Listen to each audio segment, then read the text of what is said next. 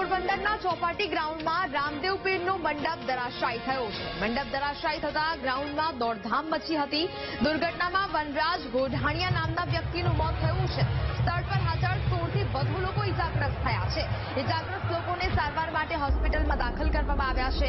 કમલાબાગ પોલીસે ઘટના સ્થળે જઈને પરિસ્થિતિ પર કાબુ મેળવવાનો પણ પ્રયાસ કર્યો છે। આ એક દ્રશ્યો સામે આવી રહ્યા છે કે જ્યાં મંડપ ધરાશાયી થવાની ઘટના બની હતી, જેમાં એક વ્યક્તિનું મોત થયું છે અને 16 જેટલા લોકો હજી પણ ઇજાગ્રસ્ત છે। પોલીસનો કાફલો તાત્કાલિક ઘટના સ્થળે પહોંચીને પરિસ્થિતિને કાબૂમાં લેવામાં આવી છે। અહીંયા આ મજા છે તે લોકો માટે સજા બની છે।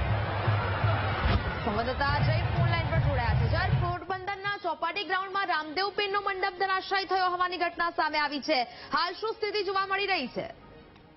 જી નેહા, ચોક્કસથી જણાવી દઉં તો પોરબંદરના ચોપાટી ગ્રાઉન્ડ રામદેવ પીરના મંડપ છે તે ધરાશાયી થયો હતો। મંડપ ધરાશાયી થતા 16 થી વધુ લોકોને ઇજા પહોંચી હતી, ત્યારે એક વ્યક્તિનું મોત થયું હતું। વનરાજ ગોરાણીયા નામના વ્યક્તિનું મોત થયું હતું। ઇજાગ્રસ્ત લોકોને સારવાર માટે સરકારી ભવસિટી હોસ્પિટલ ખાતે ખસેડવામાં આવ્યા હતા। મંડપ ધરાશાયી થતા ચોપાટી ગ્રાઉન્ડમાં મચી હતી દોડધામ ને કમલાબાગ પોલીસ ઘટના સ્થળે પહોંચી અને વધુ તપાસ હાથ ધરી છે। બિલકુલ જય, જાણકારી બદલ આપનો આભાર।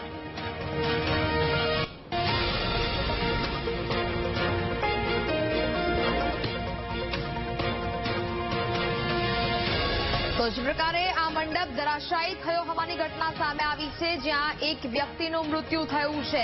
આ મજા લોકો માટે સજા બની ચૂકી છે। ચોપાટી ગ્રાઉન્ડમાં આ દુર્ઘટના ઘટી અને જેમાં એક વ્યક્તિનો જીવ ગયો છે।